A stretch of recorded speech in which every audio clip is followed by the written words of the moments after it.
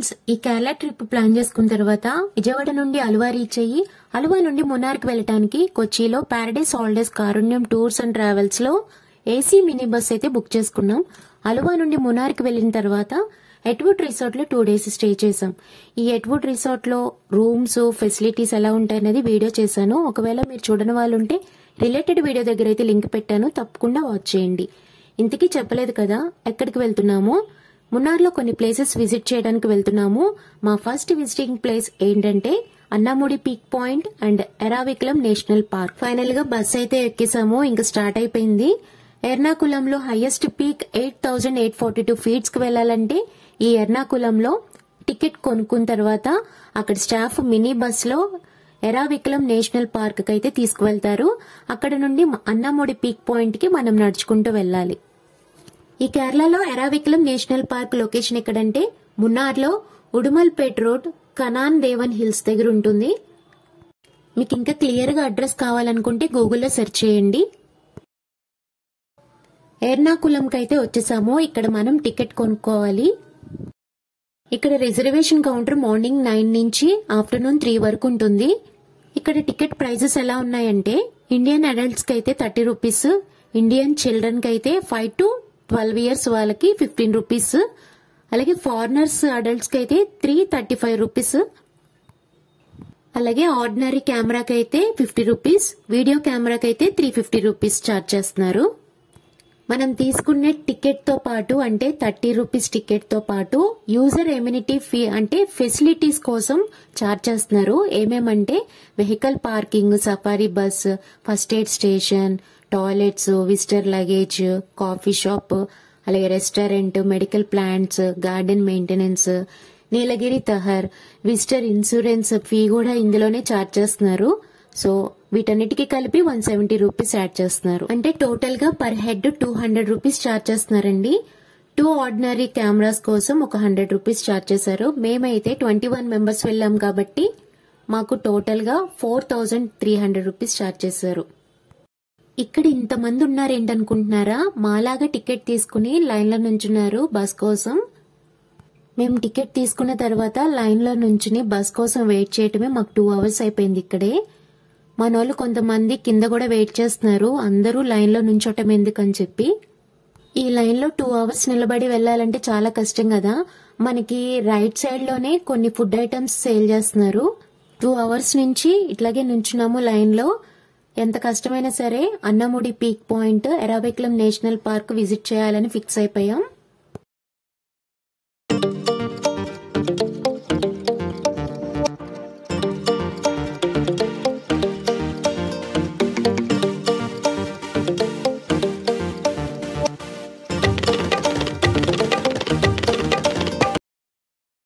అక్కడ టికెట్ చూపించిన తర్వాత వాళ్ళు టికెట్ నెంబర్ చెక్ చేసుకుని ఎంతమంది అన్నది కౌంట్ చేసుకుని మమ్మల్ని అయితే వ్యాన్ అయితే ఎక్కిచ్చేసారు.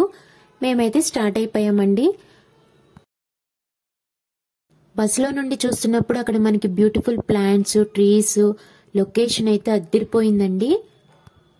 ఇక్కడ ఎక్కువగా మనకి టీ ప్లాంటేషన్స్ ఎక్కువ ఉన్నాయి. మనం వెళ్తున్న రోడ్డు కూడా చాలా చిన్నదండి. బాగా ఎక్స్పీరియన్స్ పర్సన్సే వాళ్ళు డ్రైవ్ చేస్తున్నారు. సో మనం సేఫ్ గానే మనం అక్కడ రీచ్ అయిపోతాం.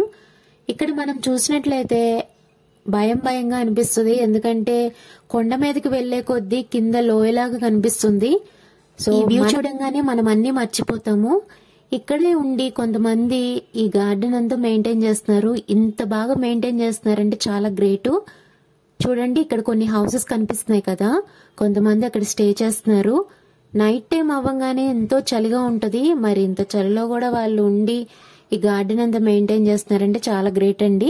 మనం వెళ్లే కొద్దీ చూసినట్లయితే ఘాట్ రోడ్డేనండి, స్ట్రైట్ లైన్ ఎక్కడా లేదు.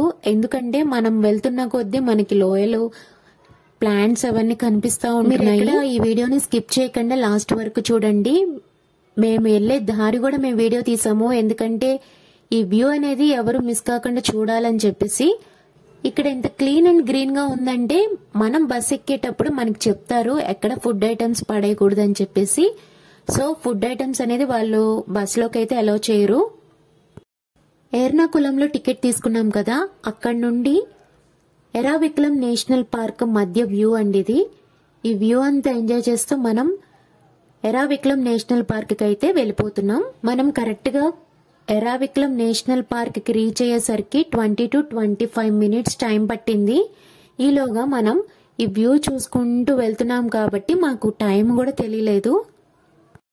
ఇలా ముందుకు వెళ్తున్న కొద్దీ అక్కడ మనం చూసినట్లయితే hills, Nilgiri tahr, waterfalls, tea plantations, కొన్ని ట్రీస్, ఈ బ్యూటిఫుల్ లొకేషన్ ని మనం ఎంజాయ్ చేయగలుగుతాం.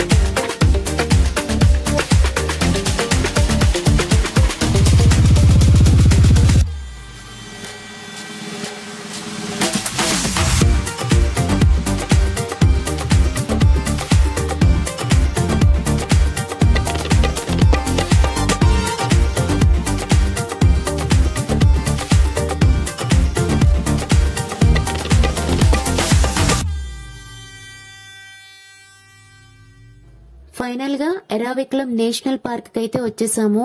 చాలా ఎత్తులో ఉందండి ఈ పార్క్. మనం ఇక్కడ రాగానే ఇంత ఎత్తులో ఉందా అని కూడా అనిపించలేదు.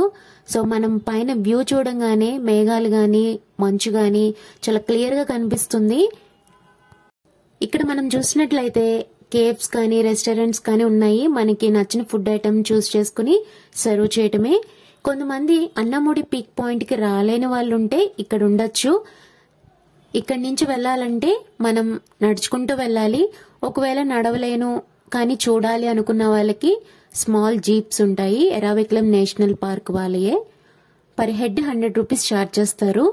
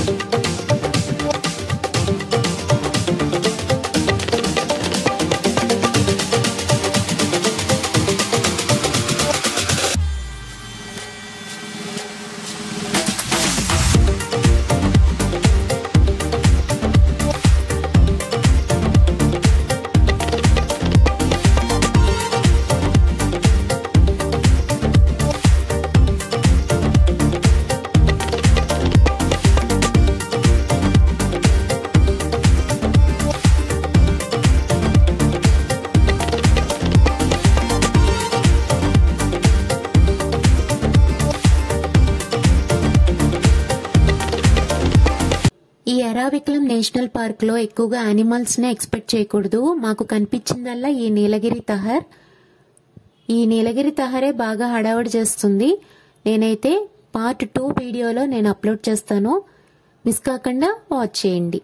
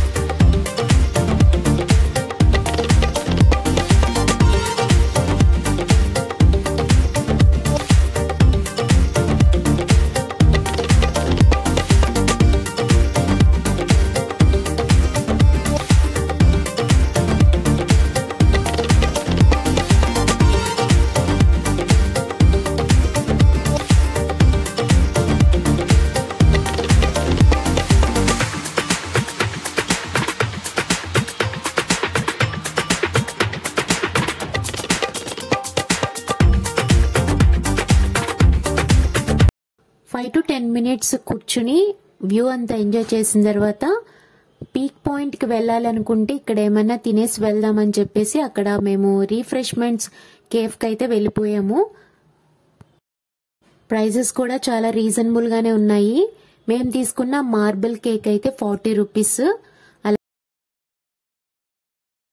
ఇక్కడ coffee, cakes, egg puffs, curry puffs ఇలాగా కొన్ని ఐటమ్స్ ఉన్నాయి.